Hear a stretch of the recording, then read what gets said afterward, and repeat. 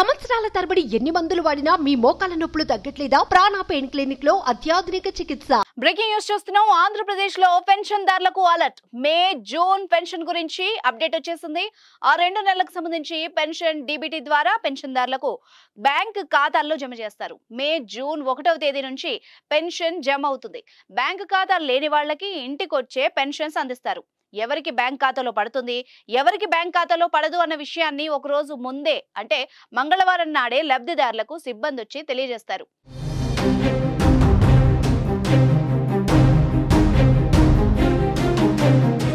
Pension కోసం లబ్ధిదారులు ఎవరూ సచివాలయాలకు వెళ్లాల్సిన అవసరం లేదు.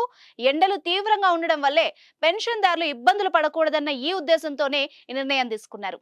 పెన్షన్ పంపిణీపై ఎన్నికల కమిషన్ కు టీడీపీ పలు విన్నపాలు చేసింది. లబ్ధిదారులను ఇబ్బంది పెట్టకుండా చూడాలని టీడీపీ నేతలు కోరుతూ వచ్చారు. మొత్తానికి వచ్చే 2 నెలలు పెన్షన్దారుల బ్యాంకు ఖాతాల్లోనే పెన్షన్ జమ అవుతుంది.